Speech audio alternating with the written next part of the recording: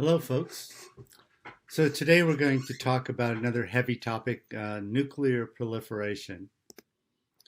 Now, we sometimes think of nuclear weapons, the threat of nuclear war, as something that's cast down to old movies and Cold War uh, long ago, something we don't really need to worry about today. But in fact, while the threat of a massive um, exchange of thousands of nuclear weapons, which was a reality during, a possibility during the Cold War, and in fact, when I was young, the threat of nuclear war sort of hung over my generation in the way that climate change does over your generation. Um, Except that in the case of nuclear war, there's no certainty it would happen, whereas with climate change there is, unfortunately. Um, but we live with this as a constant worry. When I was in elementary school, we used to practice duck and cover. Basically, if there were threat of, warning of a nuclear attack, we were supposed to duck under our desks and take cover, as if the warheads would just bounce off our desktops. They were really great desks, but I don't think they would have survived a nuclear weapon. Um, of course, there films featured a lot of themes, storylines about nuclear weapons. Um, if you ever get a chance to see a film called On the Beach, it's quite a good one, good nuclear war set movie. There's I can recall even the Cuban Missile Crisis, where my dad who worked for the Defense Department. Um, I was quite young, but he had to spend a week at the office. Didn't come home for a whole week because he was sort of on alert, um, as were I think most military and Defense Department people around that time. That was a time when um, the United States and Soviet Union came relatively close to actual nuclear war. But the threat today isn't the kind of massive exchange, but the threat that some weapons will be used um, is probably higher than it was during the Cold War. And we can get some sense of this by looking at the doomsday clock. After World War II, a group of atomic scientists, these were people who helped to build the atomic bomb that was used on Hiroshima and Nagasaki, the only two times that nuclear weapons have been used in war. Um, Many of them had real moral qualms about developing these weapons. Many of them wanted after the war, they certainly wanted there to be some kind of international control over nuclear weapons, or some effort to get rid of nuclear weapons entirely, because they knew that a nuclear war would be catastrophic for humankind.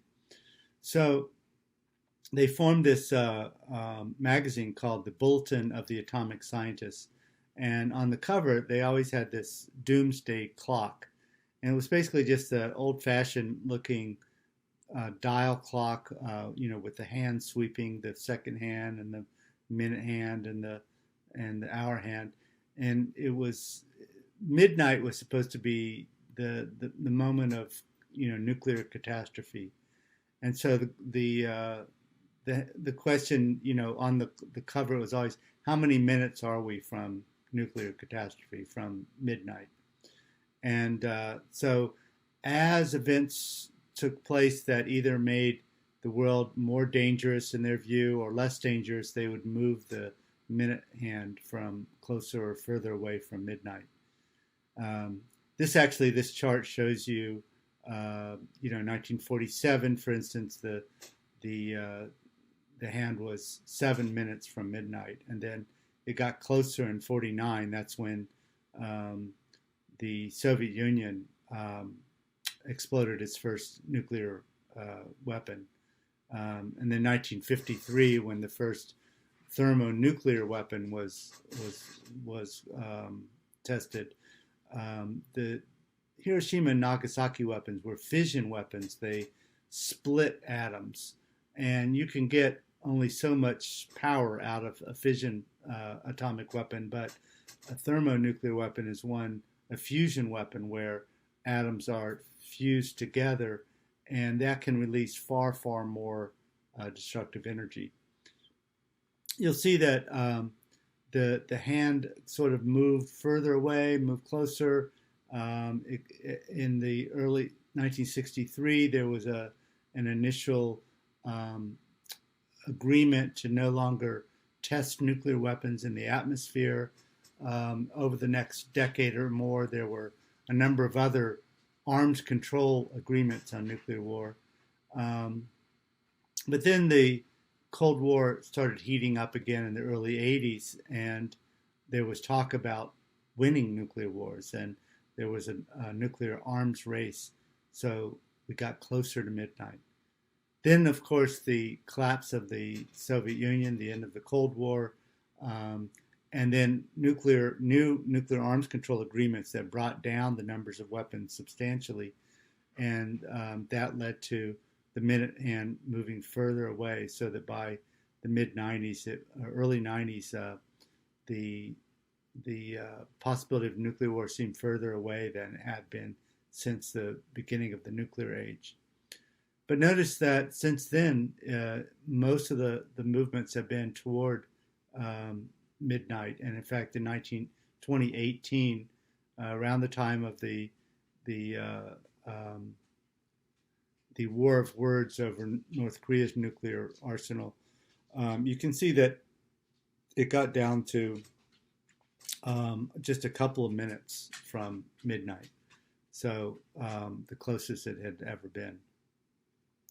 So today we're going to talk about nuclear proliferation, the spread of nuclear weapons to new states, and what's been done to try to slow and limit that spread, and why that those efforts are endangered today.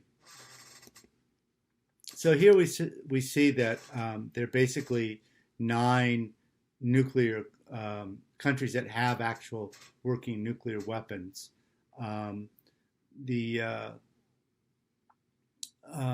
Israel is a Israel doesn't admit that it has nuclear weapons, but all outside experts know that it does, and it's not really a secret, but they choose not to say it publicly. The relatively recent joint nuclear states are Pakistan and India, and North Korea, of course. We're going to talk about a little bit later.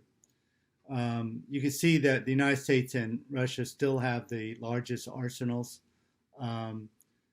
They're only about half of what they were during the Cold War, actually even smaller than that. Now, I think since this was published, it's even a little bit smaller. So they've declined, but they're still much larger than any other states, including China, which has about 280 weapons.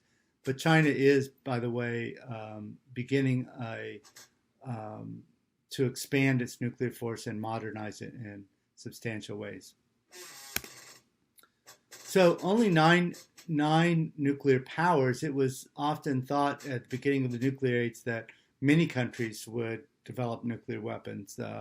Certainly many countries that do not have nuclear weapons do have the scientific know-how and the industrial capacity to create those weapons. So there are many non-nuclear powers that could be nuclear powers. There are also some that are near nuclear powers. They have, for instance, Japan has nuclear fuel. They have probably could within several months assemble a nuclear weapon, and but they remain.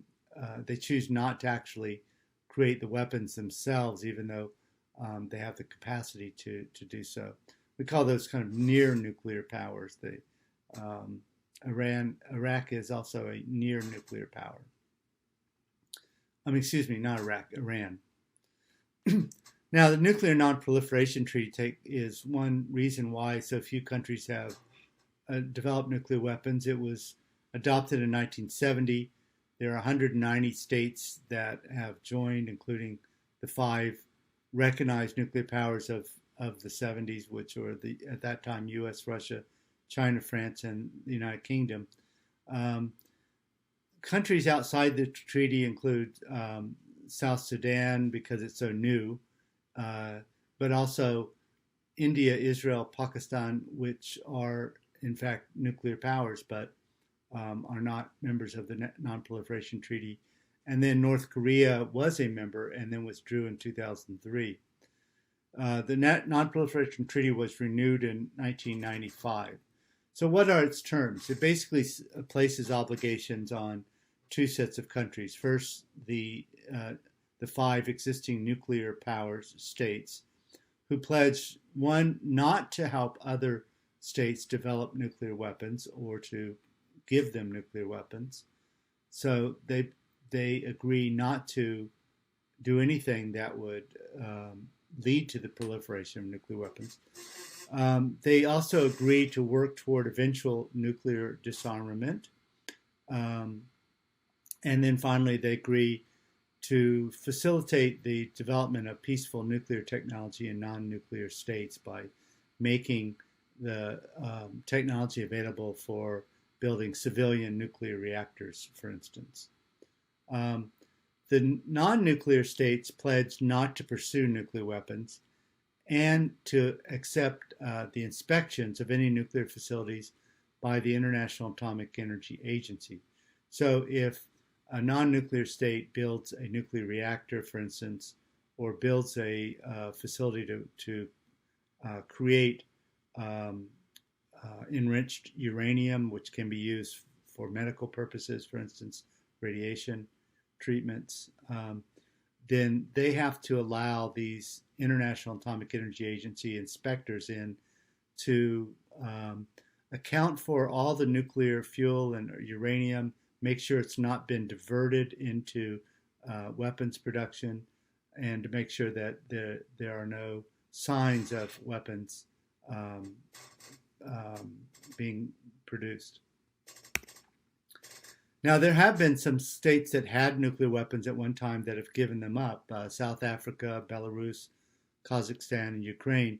The latter three were actually former republics of the Soviet Union, so they're now independent states after the breakup of the Soviet Union. But they had Soviet nuclear weapons on their soil, which they agreed to give up, in part because the facilities that could, the command bunker that would launch those weapons was still on Russian soil. So they had the weapons, they had no ability to actually launch them or use them from their own territory. So they agreed to give those up and they were dismantled. There are a number of countries that began nuclear weapons programs, but abandoned them short of actually producing a weapon. And you can see those countries listed here. The country that we're going to talk about today, and the one that countries that the newest nuclear power and the one that many people worry about, is North Korea. The other active case is Iran, which, unlike North Korea, doesn't yet have a weapon, but has been subject to sanctions, and there was actually an international agreement in which it agreed to give up some of its resources and technology, but the Trump administration chose to withdraw from that treaty. But we're going to focus today on North Korea and leave to the readings discussion of Iran. You can see the Korean Peninsula here jutting out from China, and the kind of light purple, that's the Democratic People's Republic of Korea, and the Republic of Korea is in blue beneath it. This, of course, was one country up until the end of World War II. It had been occupied by Japan, which was a colonial power in Korea. But then at the end of the war, Russian troops accepted the Japanese surrender in the northern part of the country, and American troops in the southern part of the country, and that led to the country being divided. Um, there was subsequently, in 1950 through 53, there was a Korean War in which North Korea, um, now with communist leadership supported by China and the Soviet Union, invaded South Korea. The United States aided South Korea, pushed North Korean troops back all the way to the Chinese border, but then China intervened, sent in 300,000 troops, and the fighting stabilized at the previous boundary separating the two halves of Korea. Now that war is still officially still going. There was never a peace treaty. Both sides would like to reunite Korea under their own governments. Um, and North Korea, which of course had been a client state of the Soviet Union, once the Soviet Union collapsed, it lost the economic support and the security support that previously had been supplied. It still had a relationship with China, although it's a relationship that's become very strained over time. China, um, had under Mao Zedong had a very extreme communist type of style of government, similar to that of North Korea, which is led by the Kim family, um, uh, um, Kim Jong Il, Kim Il Sung, Kim Jong Il, and now Kim Jong Un, are the three, the grandfather, the father, and the son, who have led dictators who have led North Korea since the end of World War II. And so North Korea is one of the most isolated countries on earth. Very few people visit it. Carries out very little international trade. All information is controlled from the outside world. Its people know only what its government tells them, and they tell them that North Korea is a paradise that other countries envy. But in fact, North Korea is desperately poor, but it does have enough scientific capabilities, and most of its resources are channeled into the military, so which is designed to protect the regime. So you can see that North Korea is relatively close to Japan as well as South Korea, and has hostile relations with both. Now, in the early 90s, North Korea was a member of the Non-Proliferation Treaty. Uh, in, International Atomic Energy Agency inspections did take place, and they found they found in fact evidence that North Korea was developing a weapons program. That led to the threat of war. Bill Clinton was very close to bombing North Korea. Jimmy Carter actually traveled to North Korea and negotiated a kind of deal that got diplomacy restarted. That led to what's called an agreed framework that involved South Korea and Japan as well, and was designed to disarm or dismantle North Korea's weapons, nuclear weapons capabilities. But in fact, over the rest of the 90s, both sides reneged on their commitments. Neither side really followed the terms of the treaty. And in the early 2000s, the agreed framework just fell apart. And at that point, North Korea, as tensions were rising again, North Korea announced, hey, we have nuclear weapons now. And they withdrew from the Non-Proliferation Treaty. They kicked out the inspectors. They said, we not only have a program, we have actual nuclear weapons now. Led to, again, a crisis, heavy sanctions on North Korea, heavy diplomatic pressure, threats. In the mid-2000s, negotiations started again. This time there were 6 parties, China, Russia, North Korea, South Korea, Korea, Japan, and the U.S.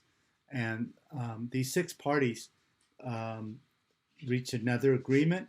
Um, there was North Korea agreed to give up its nuclear program and its nuclear weapons and return to the Non-Proliferation Treaty.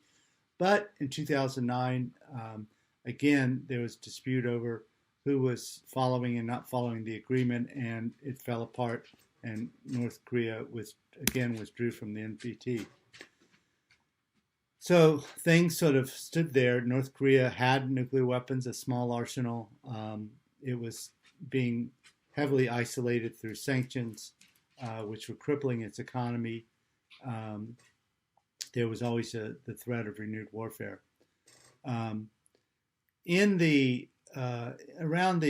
During that period following 2009, North Korea continued to develop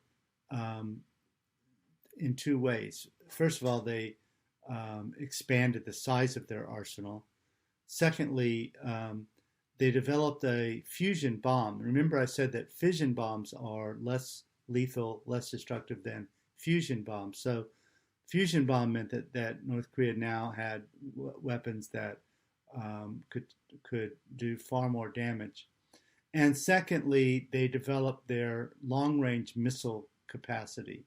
So they had previously the ability to launch missiles at South Korea, and then they developed the ability to hit Japan, but only regionally. By around 2017, 2018, they finally had developed the ability, and they began to show that ability through testing of hitting the western and northwestern United States, and that meant a whole new level of threat to the U.S. That led to a war of words where Donald Trump, he called, he threatened fire and fury. He said that he called Kim Jong-un Little Rocket Man, which actually is kind of a cool name. I wouldn't mind being called Little Rocket Man. Kim Jong-un called Donald Trump a dotard, which is not a compliment if you want to look up that word. Donald Trump tweeted out, North Korean leader Kim Jong-un just stated that the nuclear button is on his desk at all times. Will someone from his depleted and food-starved regime please inform him that I too have a nuclear button, but it's much bigger and more powerful one than his, and my button works. So there was this rather scary escalation in rhetoric going on. The size of the arsenal that North Korea had available, as I said, had grown, and by now, the estimates are anywhere from 20 up to maybe 100 nuclear weapons. We're not really quite sure. This shows some of the missiles that the missiles carry the warheads. The warheads are the tip on top, which has the actual bomb, and it can be placed in a number of different kinds of missiles. This shows the range of the North Korea's missiles. They have missiles of short range, medium range, and now finally long range missiles that can reach the United States. So there was an effort after this war of words at diplomacy, and the Kim Jong-un met with I'm trying to remember. He met with Donald Trump in Singapore, and at this point, the U.S. agreed to suspend the war games with South Korea, which North Korea always considered threatening. North Korea suspended its testing of nuclear weapons and missiles, and also dismantled a launch site. And there was a vague agreement to work toward nuclear disarmament. The problem is that, and then there was a second summit when the disarmament didn't seem to be on track and seemed to be falling apart. They tried again, and now they went to Hanoi, Vietnam. And here we began to see the real differences between their positions. The U.S. demanded fully dismantling North Korea's nuclear infrastructure, chemical and biological weapons program, and related dual-use capabilities and ballistic missiles, launchers, and associated facilities. We also called upon North Korea to provide a comprehensive declaration of its nuclear program, allow full access for inspectors, halt all related activities of new facilities, eliminate nuclear infrastructure, transition scientists to commercial activities. The U.S. also rejected a phased approach in which partial sanctions relief would be offered in return for steps along a path to disarmament. Basically, we had tried that before where we said, okay, if you take these steps, we'll lift some of the sanctions. You take more steps, we'll lift more sanctions, and there'll be a step-by-step progression. That had failed several times, so the U.S. said, we want full disarmament before we lift sanctions. Of course, North Korea rejected these demands. It wanted a phased approach, and it wanted some immediate sanctions relief. It also had a different idea when it talked about agreed to nuclear disarmament. It meant, yes, we'll disarm when the United States pulls, when the U.S. and South Korea sign a peace treaty with North Korea, and when the United States pulls all of its troops out of South Korea.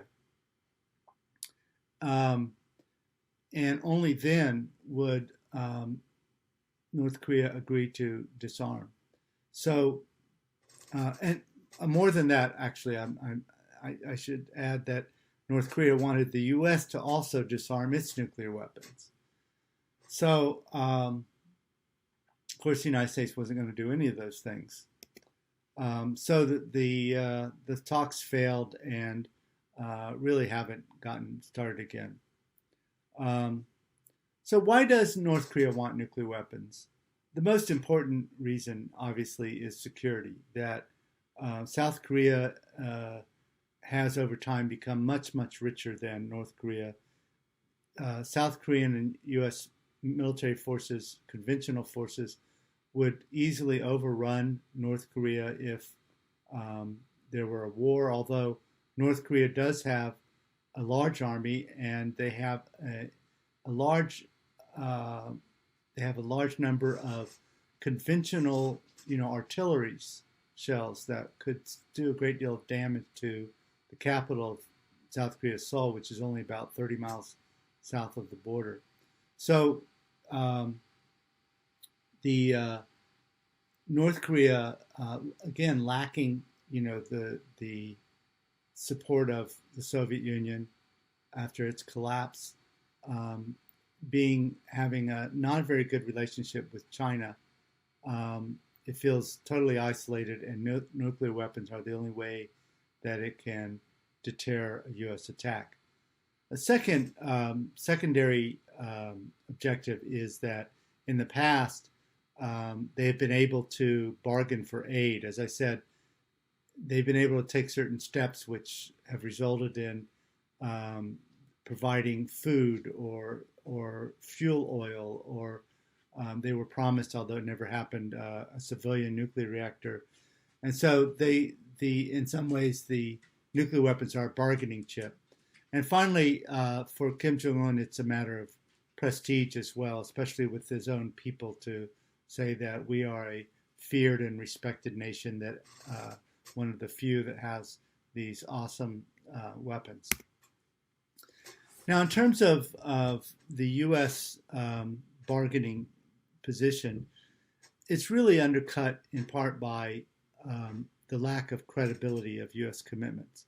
So the credibility, what might, in theory, work is for the U.S. to reassure the North Koreans that we would not try to overthrow Kim Jong-un's regime if they gave up nuclear weapons, right? That we could make a peace treaty and offer security guarantees.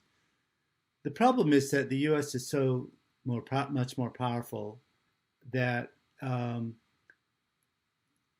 for the same reason realists think that capabilities are more important than intentions, North Korea will look at the fact that we have the ability to overthrow their regime and ignore our stated intentions. Moreover, even when it comes to our track record, it's not very good. Uh, we didn't fulfill our own side of the terms of the agreed framework in the 90s. In 2003, we George Bush went to the United Nations and called Iraq, Iran, and North Korea parts of an axis of evil. Um, and then shortly thereafter, the United States invaded Iraq um, on the grounds that Iraq had weapons of mass destruction, which it turns out it did not, but that was the grounds that we gave. And then in 2003, Libya gave up its own nuclear program. It didn't have weapons yet, but it gave up the program that was developing weapons. And the United States, said that, well, we'll respect your regime. But then in 2011, the U.S. and NATO used air power to help rebels overthrow Muammar Gaddafi, the dictator of Libya, and he was ultimately murdered and killed by the rebels. So our promise wasn't kept in that case. And then finally, the U.S. did reach a nuclear deal with Iran to dismantle its program, but in 2018, the U.S. withdrew from the Iran agreement and put back in place economic sanctions. So from North Korea's standpoint, the U.S. doesn't keep its promises, and so it's unwilling to give up its nuclear weapons. This also doesn't help. In August 2017, Rex Tillerson, then Secretary of State, recognizing that North Korea would have trouble with believing our promises not to overthrow his regime, he said, "We do not seek a regime change. We do not seek the collapse of the regime. We do not seek an accelerated reunification of the peninsula. We do not seek an excuse to send our military north of the 38th parallel. We're trying to convey that to North Koreans. We are not your enemy. We're not your threat, but you are presenting an unacceptable threat to us, and we have to respond." Well, at the same time, the CIA director, Mike Pompeo, who's now Secretary of State, he said, "As for the regime, I'm hopeful we will find a way to separate that regime from this system. The North Korean people, I'm sure, are lovely people and would love to see him go." That's a thinly veiled threat to overthrow Kim Jong-un. So the U.S. has very little credibility. Now, what about China? President Trump has often said that China could successfully pressure North Korea to give up its weapons if it wanted to. Well, China was a participant in the six-party talks. It was traditionally an ally of North Korea, but it has supported denuclearization. It's been willing to impose some sanctions on North Korea. But China fears what would happen if North Korea's government collapsed. You would have massive refugee flows. You would undoubtedly have civil war and some kind of violence. South Korea and American troops might invade the north and try to reunify the Korean Peninsula under as an American puppet regime.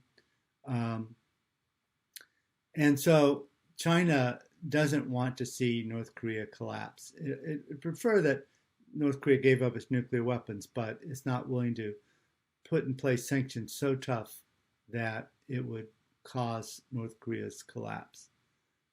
So, moreover, China's leverage is limited. Kim Jong-un does depend on China for oil, for instance, and food, but he's very often defied China's pressures on him. Military option, could we take out those weapons through bombing, through an air campaign? Well, every year that goes by, there are more and more weapons. Many of them are hidden underground, especially under mountains. It also has, North Korea has a large number of conventional artillery that could damage Seoul, as I mentioned. And if we attack North Korea, there's a risk of what would China do? In the Korean War, China intervened on Korea's half. So what would they do this time? You can see here that there are so many different. These are just ones we think we know about. The nuclear facilities in North Korea.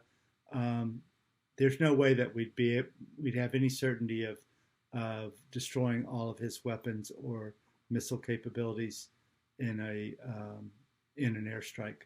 So the idea of a preemptive strike to disarm North Korea is fanciful.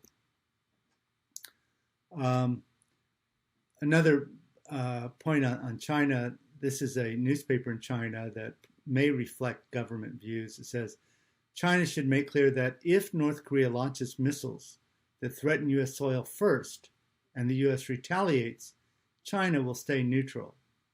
So if North Korea starts a war, they're on their own. But if the U.S. and South Korea carry out strikes and try to overthrow the North Korean regime and change the political pattern of the Korean Peninsula, China will prevent them from doing so. So it's a threat to the U.S. and South Korea. Don't start the war first, otherwise we'll feel compelled to try to save the North Koreans. So what should be the next steps? More diplomacy? War? One thing we haven't talked about is simply deterrence. That's how we kept the peace during the Cold War, is the threat of massive retaliation. So yeah, North Korea has weapons, but it won't be able to use them because it would the response would destroy the government and much of the society. So it's a difficult puzzle, and but it's not an easy one to solve. Thanks.